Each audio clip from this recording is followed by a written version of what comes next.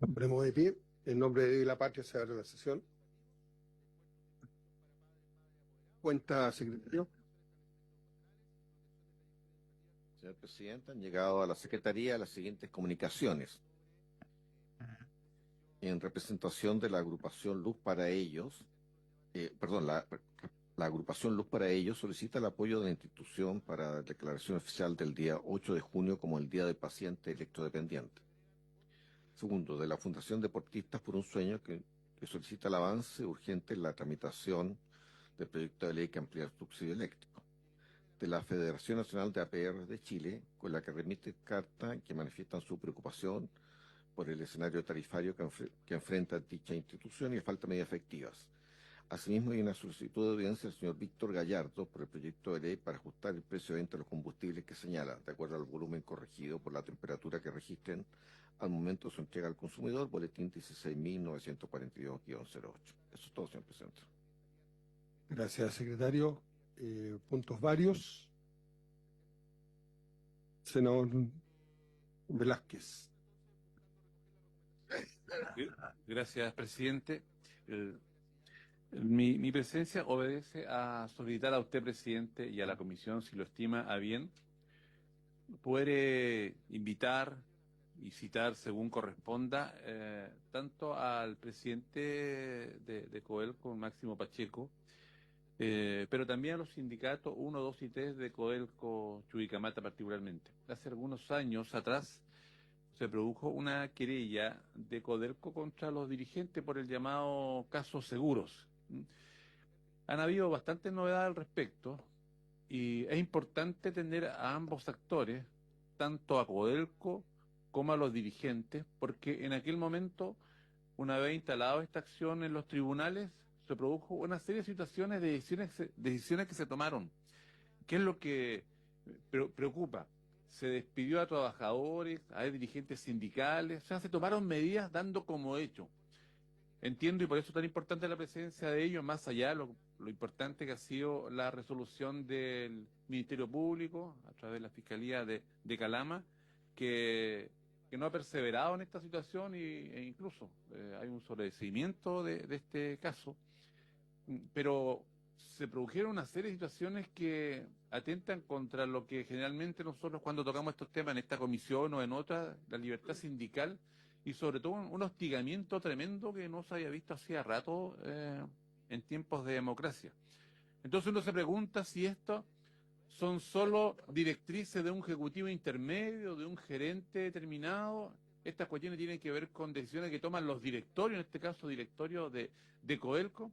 De ahí que solicito, presidente, porque es importante también resarcir el daño que se le ha provocado a estos trabajadores, particularmente estos dirigentes, y aquellos que ya se les echó sin ningún tipo de derecho de la empresa.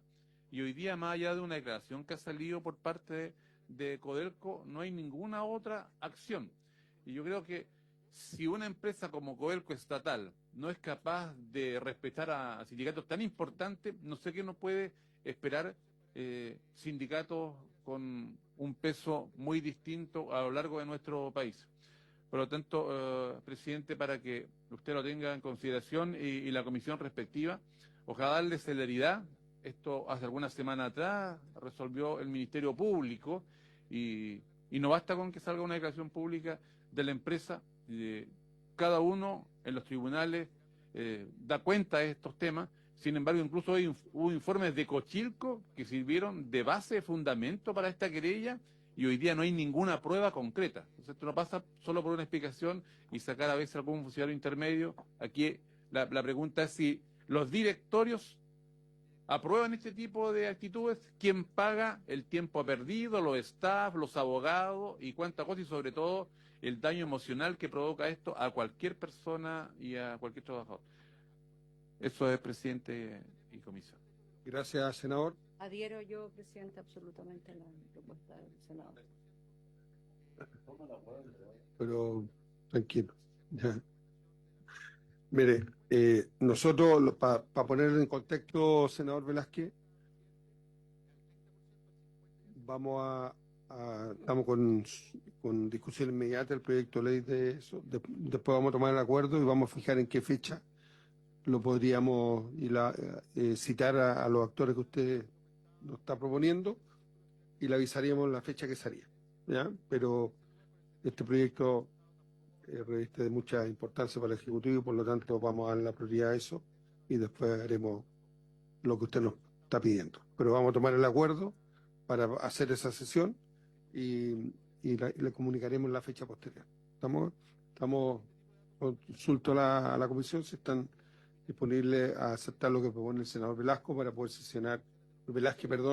sesionar con los sindicatos 1, 2 y 3 de Codelco y también con el presidente del directorio. ¿Están de acuerdo? Acordado, entonces. Gracias. Vamos a saludar al ministro Pardo, que nos acompaña el día de hoy, y a su asesor legislativo, Fernando Monsalve, como también al asesor, don Máger Pichara, y su jefe de comunicaciones, don Andrés Muñoz, que están aquí con nosotros. También saludar a los senadores y senadoras de la comisión, y vamos a ver y escuchar en primera instancia al Ejecutivo para que nos explique las indicaciones que hizo al proyecto de ley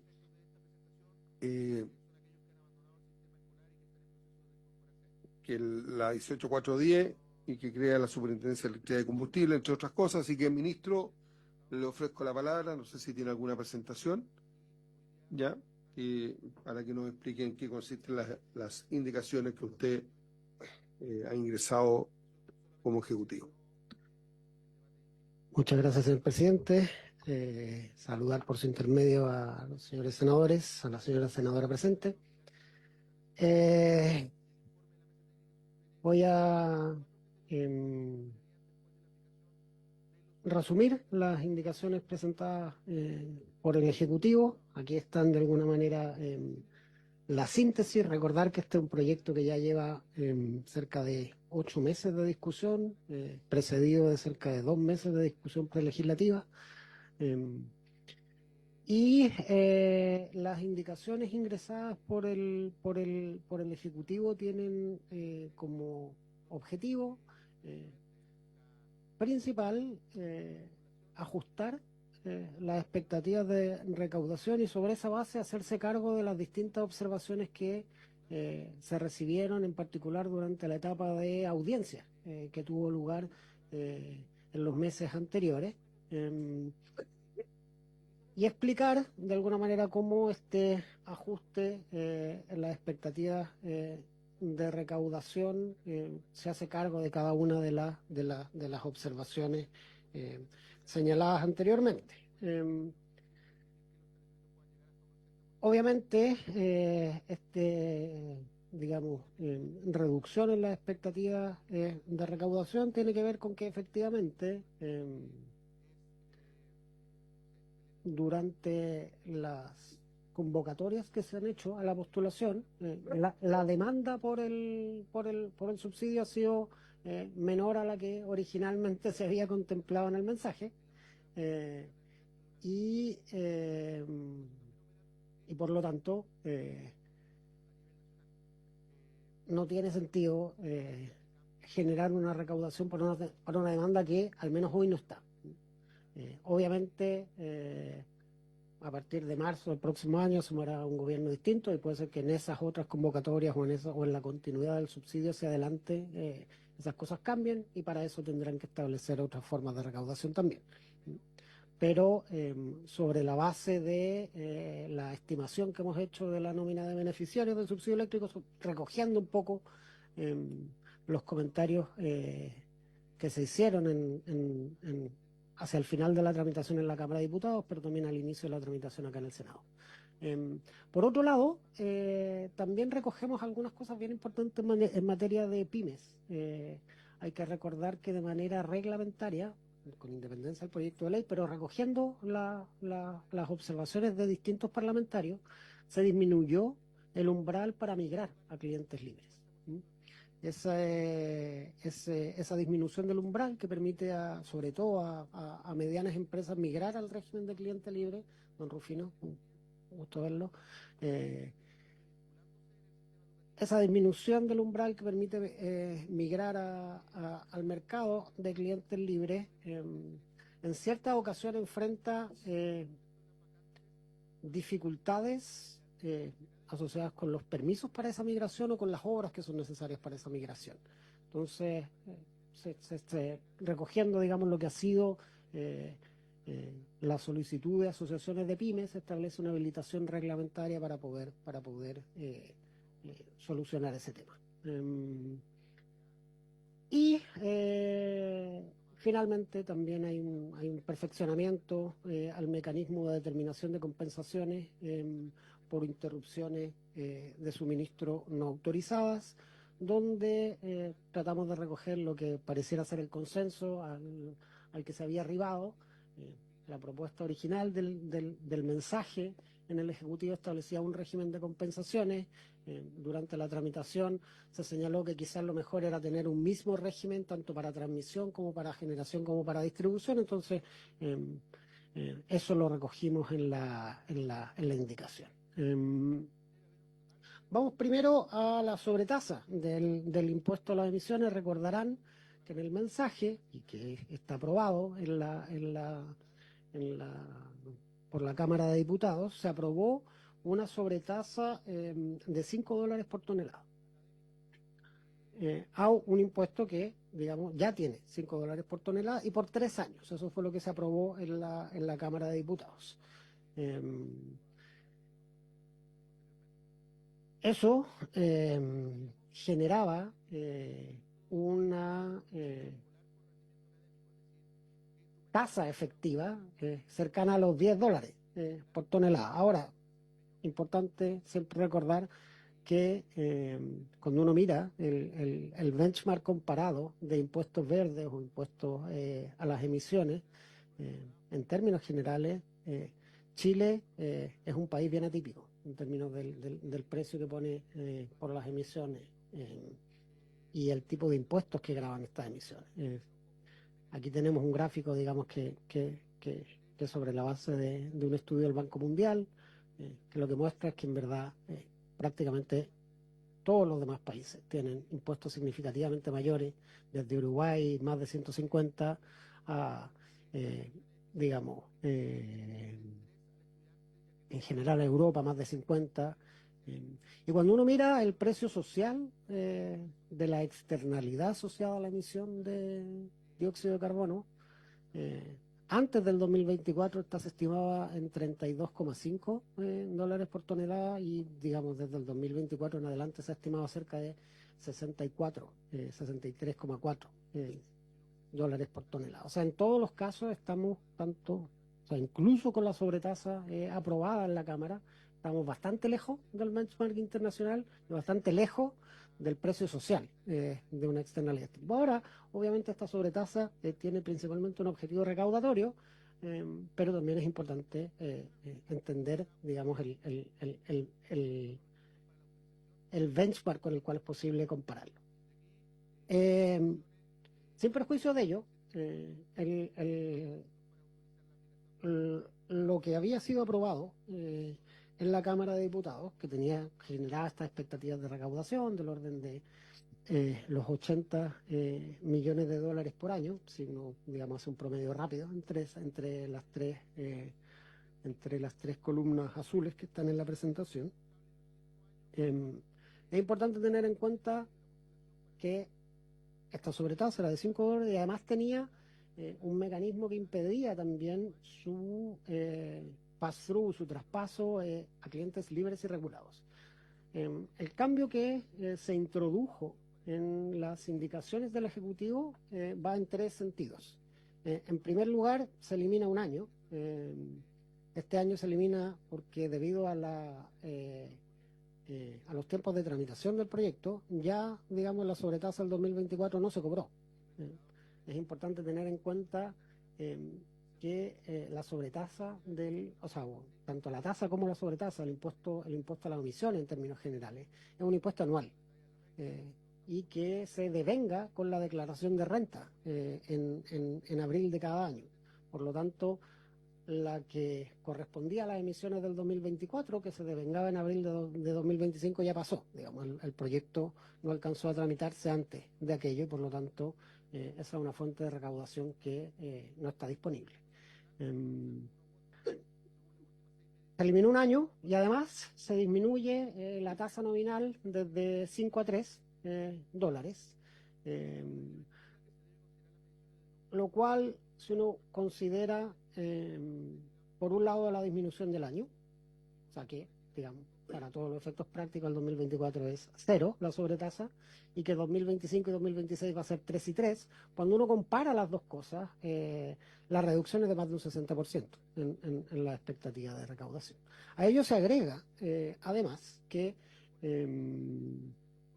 se elimina el impedimento para traspasar este sobrecosto a clientes libres, con lo cual la exposición o los efectos adversos que podían enfrentar los titulares de los activos se disminuye significativamente. Es importante recordar que durante la etapa de audiencia vino Jenny Franco, dirigente sindical de Guacolda, y sobre la base de las observaciones que esta dirigente sindical realizó, buscamos adecuar esto para que efectivamente la recaudación no genere consecuencias respecto de los titulares de los activos. Sin perjuicio de esto, tener en cuenta dos cosas. La primera, que se mantiene la imposibilidad de traspasar esto a clientes regulados.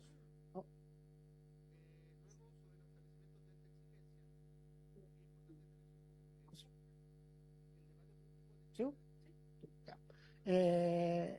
Se mantiene la imposibilidad de traspaso a clientes regulados, por lo cual esta sobretasa no tiene efecto en los clientes residenciales. No puede tener efecto en los clientes residenciales, no puede traspasarse a clientes residenciales. Y a la hora de considerar cómo esto impacta en los flujos de la demanda del subsidio, es importante tener en cuenta el aspecto financiero. La siguiente, digamos que este proyecto se considera aprobar en junio, o en una fecha similar, digamos, durante esta mitad de año. La recaudación de la sobretasa solo se va a producir en marzo de 2026. O sea, son recursos que pueden atender la demanda del subsidio desde mayo, marzo, digamos, desde la recaudación de ese impuesto, que será, digamos, en el primer trimestre, al fin del primer trimestre del próximo año en adelante, ¿sí? Con lo cual, la demanda actual del subsidio, como la de futuras convocatorias, hasta llegar a ese momento hay que encontrar fuentes adicionales de financiamiento. Por eso las expectativas de recaudación son las que están ahí, cerca, un poquito más de 40 millones de dólares para el 2025 y para el 2026. También se incorpora en las indicaciones del Poder Ejecutivo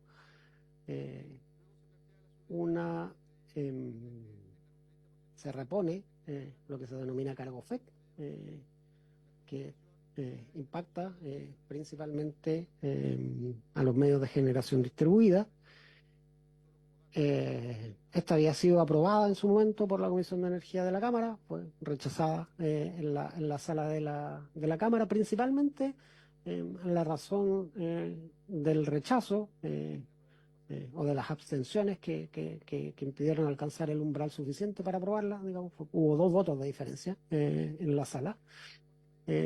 Atendían a las preocupaciones que manifestaron los señores y señoras diputados y diputadas respecto de si esto, digamos, esta sobretasa iba a tener efectos en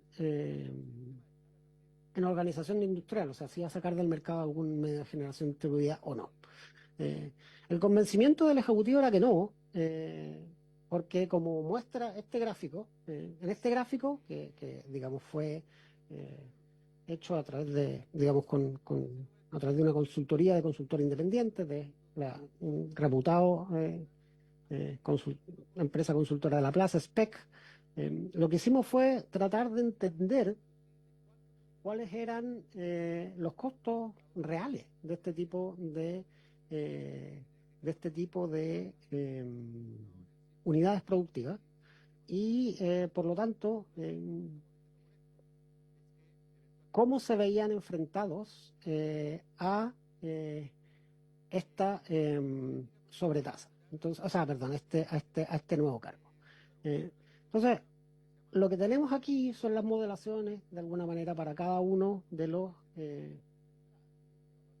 medios de generación distribuidos, considerando, digamos, los supuestos que están listados a la derecha.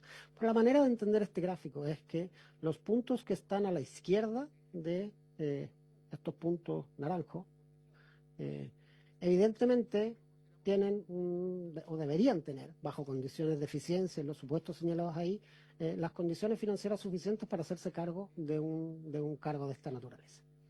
Entonces, lo que hicimos como ejecutivo para hacernos cargo de estas observaciones que se hicieron durante la tramitación en la Cámara de Diputados es reducir este cargo. Desde 1,8 pasó a ser, digamos, gradual a 0,5 pesos por kilowatt hora. Si al llevarlo a 0,5 pesos por kilowatt hora, como se verán, uno va de este círculo que está aquí, en el PD, que señala, digamos, el PDL original, a el rombo azul, que es el PDL con indicaciones. Entonces, lo relevante es que la totalidad prácticamente de los puntos del gráfico están a la izquierda del rombo.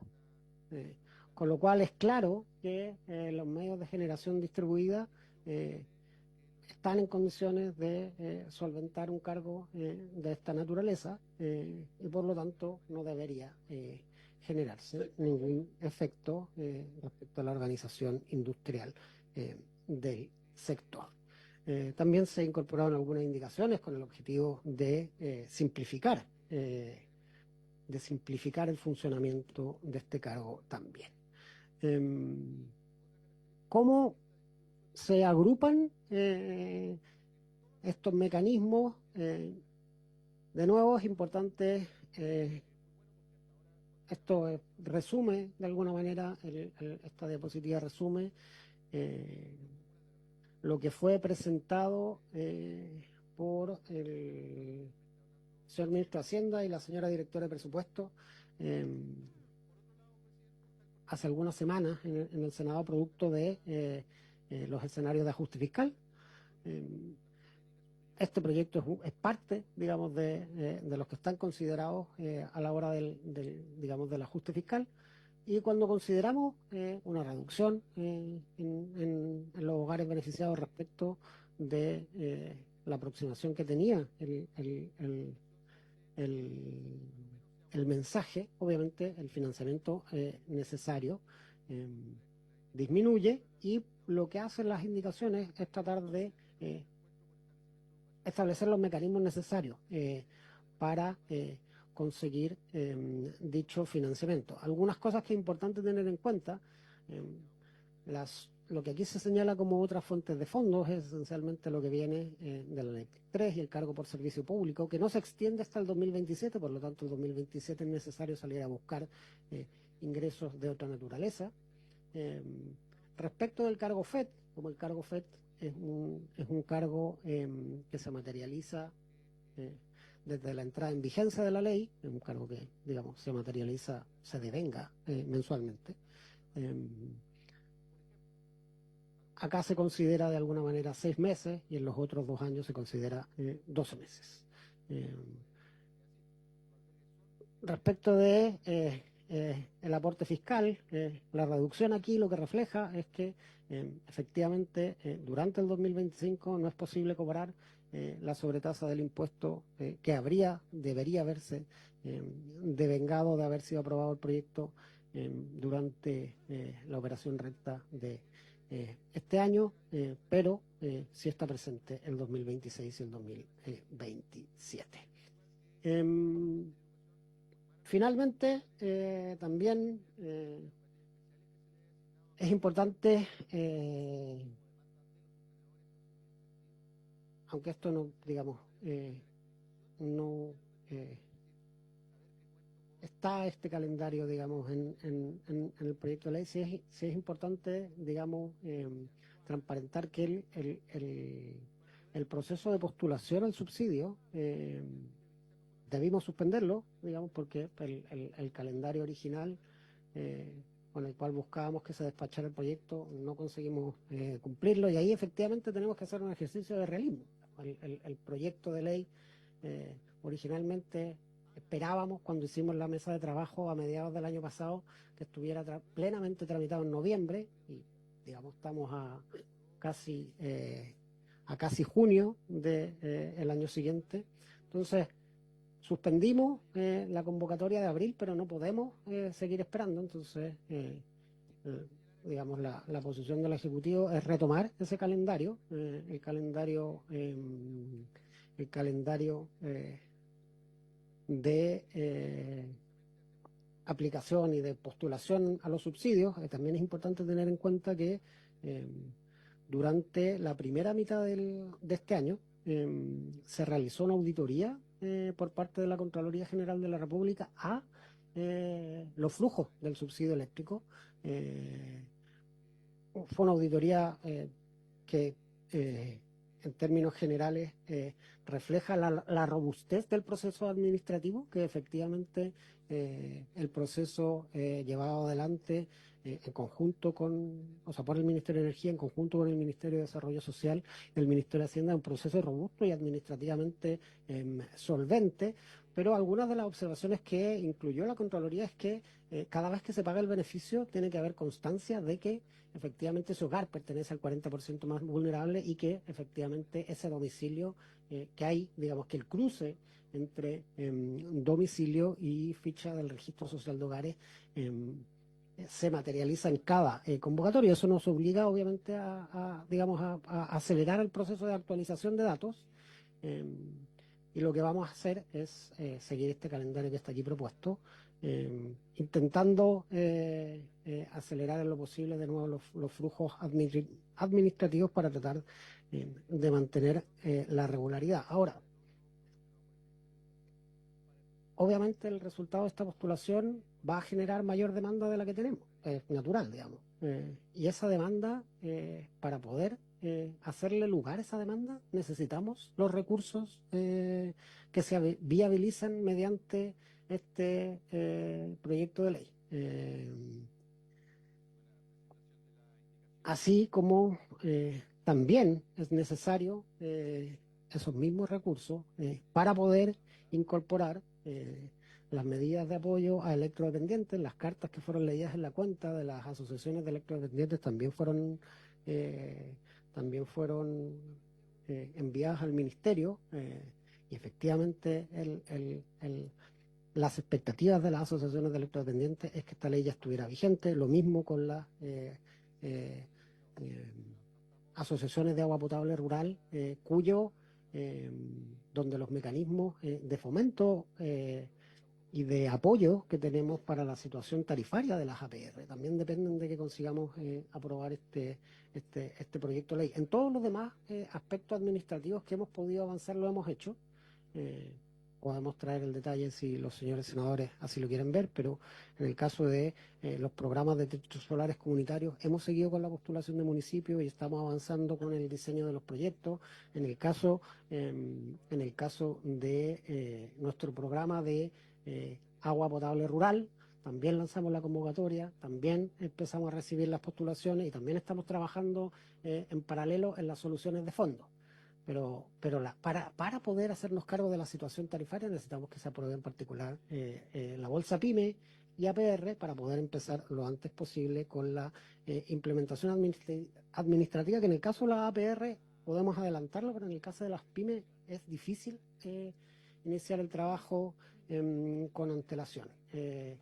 Esa es la síntesis de las presentaciones, o sea, de las indicaciones del Ejecutivo, señor presidente. Hay muchas otras indicaciones también presentadas, disponibles a dar la opinión del Ejecutivo sobre ellas también. Y ojalá podamos, entendiendo que la discusión de los proyectos siempre tiene que ser exhaustiva y reflejar, digamos, todas las distintas posiciones. Ojalá podamos despachar lo antes posible el proyecto, porque el trabajo administrativo que supone no es menor. Y, digamos, ya estamos casi a junio de este año y nuestra programación inicial era que este proyecto hubiera sido despachado en noviembre del año pasado. Entonces, el llamado es que hagamos lo posible por recuperar el atraso existente. Gracias, ministro. Le vamos a dar la palabra a la senadora Proboste, que me la acaba de pedir, así que, senadora, tiene usted la palabra. Muchas gracias, presidente. Bueno, saludar al ministro, saludar también al presidente de APR de Chile, agradecerle, presidente, su disposición de permitir, porque si bien es cierto las sesiones son públicas, a veces se hace más compleja y usted tuvo toda la disposición de que nos pudiese acompañar aquí presencialmente, presidente de APR Chile, porque este es un proyecto que no solo se necesita para las familias dar certeza frente a los incrementos de las cuentas de luz en los próximos días, sino también para las organizaciones como los sistemas de agua potable rural, en donde la energía constituye el precio más significativo en su algoritmo de cálculo. Yo quisiera hacer algunas preguntas al ministro, presidente, por su intermedio. Al final, el ministro algo esbozó, pero a mí me gustaría saber cuál es la opinión que tiene el Ejecutivo respecto del conjunto de las indicaciones que se presentaron. También me gustaría pedirlo porque no lo encuentro en la página, no está tampoco en el comparado, y es el informe, porque esto debe tener un nuevo informe financiero. Entonces, si podemos tener ese nuevo informe financiero para ver cómo se dimensiona la cobertura del subsidio y cómo se financian por estas dos fuentes, como es el aporte fiscal y el aporte de los privados. Mire, presidente, nosotros presentamos varias indicaciones, un conjunto de indicaciones que tiene que ver con pacientes electrodependientes, pero también con iniciativas que buscan hacer mayor justicia en el territorio. Y esto porque, como dentro del marco de la ley de equidad tarifaria, se congeló el reconocimiento a la generación eléctrica en algunos territorios.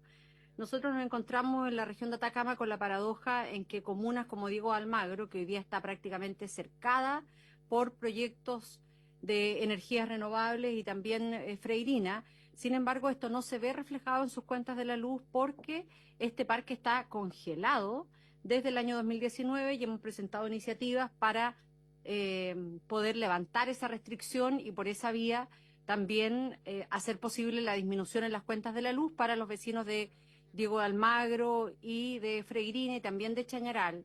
Entonces, me gustaría saber la opinión del Ejecutivo y si está en condiciones de respaldar estas indicaciones que hemos presentado. También, presidente, mire, el ministro ha señalado en que era importante que esto ya estuviese aprobado para nosotros también, para dar certezas también a la familia, pero creo que hay opiniones que nosotros debiéramos escuchar en esta etapa a la luz de las indicaciones, como por ejemplo la opinión del coordinador eléctrico, porque cuando estuvo aquí, presente después de lo que ocurrió el 24 de febrero,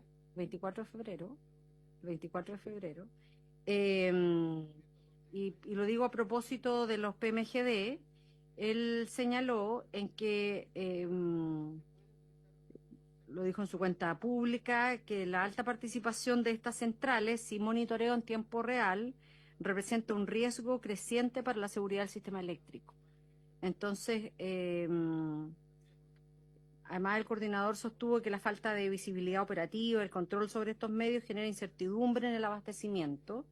Y yo creo que aquí hay hartas preocupaciones porque también nosotros durante la tramitación de este proyecto escuchamos a un conjunto de profesores constitucionalistas donde hay una opinión distinta. Entonces creo que sería bueno, particularmente antes de votar lo referido a los PMGD, pudiésemos conocer la opinión del coordinador eléctrico.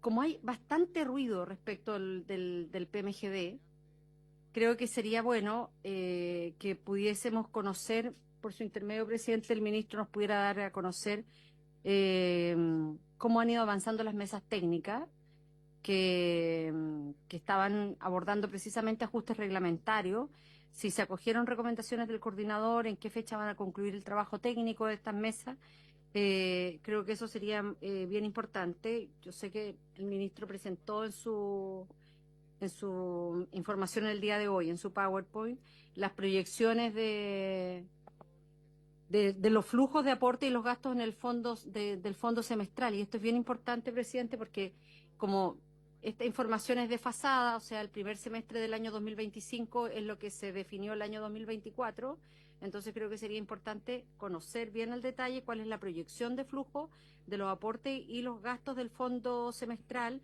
y si es que esta proyección puede estar desglosada, es decir, lo que está comprometido en la ley 21.667, lo que está comprometido en el nuevo impuesto verde y este IVA extraordinario.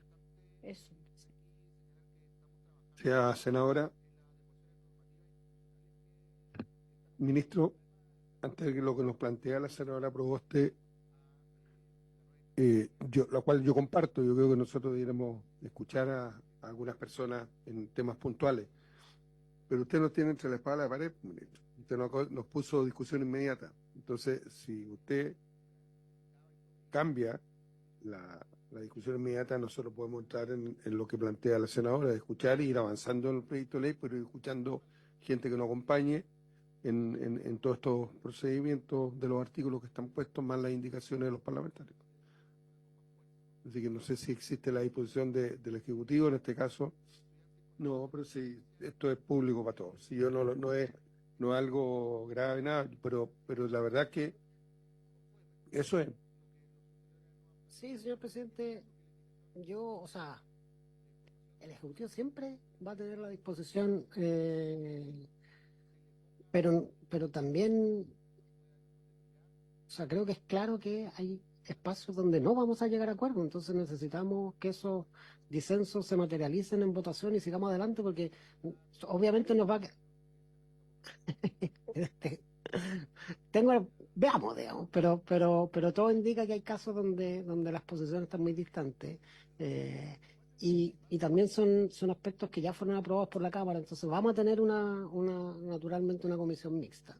Entonces, no sé si los señores senadores tienen disposición de repente que tengamos como se ha hecho en otra oportunidad, una sesión extraordinaria un día lunes, donde podamos escuchar y podamos votar el día miércoles o empezar la votación el día miércoles. El Ejecutivo muy disponible a hacer, digamos, todos los estudios y todos los análisis que sean necesarios para acompañar esa discusión el lunes y traer todo lo que sea necesario, pero ojalá pudiéramos a partir de la próxima sesión ordinaria comenzar la votación. Sí, eso estaba planteado así, ministro. Nosotros, de hecho, la citación era sin votación, pero después de que en la sala se leyó la urgencia que puso el Ejecutivo, obviamente que se nos acortan los plazos. Entonces, en estricto rigor, tal como está hoy día presentada, nosotros el próximo miércoles debería estar en sala y terminada la mixta. No nos dan los tiempos. Entonces, por eso se lo planteo abiertamente, digamos. O sea, nosotros con suma urgencia tenemos 7 días para despacharla. Son 6 en realidad. ¿Te fijas? Entonces, no nos van a dar los tiempos, ni siquiera en la mixta, ni juntarnos, y por eso se lo planteo abiertamente. Si existe Sí, eso, nosotros vamos a ajustar, vamos a conversar con los senadores, a ver si el lunes o el martes, no sé, por la mañana, la tarde, vamos a ver cómo nos vemos, pero la disposición también ha existido nuestra de poder sesionar extraordinariamente con la finalidad de sacar esto adelante. ¿Ya? Así que en eso la disposición está por ambos lados. Nosotros podemos, obviamente, adecuar la urgencia de este calendario con la idea de sí, pues, ojalá tener una sesión extraordinaria a comienzos de semana y empezar a votar el próximo miércoles. Ningún problema, ¿ya? Nosotros vamos a acordar el horario con los senadores, se lo hacemos ver, pero vamos a citar el día lunes, no sé la hora, porque algunos de ellos tienen comisiones, básicamente por eso, para tener un espacio libre de poder conversar, ¿sí? ¿Ya? Para ver eso, Yo estaré ¿ya? ahí, Para a educación. la hora que me citen estaré. Está claro que va a ser así, que no tenemos otra opción, ¿ya? También, todos los días. No, de aquí al domingo usted no se mejora, senador. No, pero lo hacemos así y además el lunes estaría la señora Esperga y el senador Castro también acá en la sala, así que lo dejamos así, pues entonces nosotros vamos a ver a quién invitamos, don Rufino, usted está invitado desde ya para el día lunes si quiere venir, ¿ya? ver cuáles son las personas invitadas para los temas cruciales que se han planteado. ¿Te parece? Sí. Ok, entonces le informamos a través de la Secretaría la hora del día lunes para poder, si se voy a conversar con la gente de la senadora Luz y del senador Castro para ver cuáles son los horarios de ellos que están despejados y ahí fijar la hora. ¿Ya? Y podría ser hasta un poquito más larga de la sesión de lo normal para poder avanzar y llegar el lunes más o menos, el día miércoles más o menos terminado. Pero córrame la urgencia. ¿Estamos?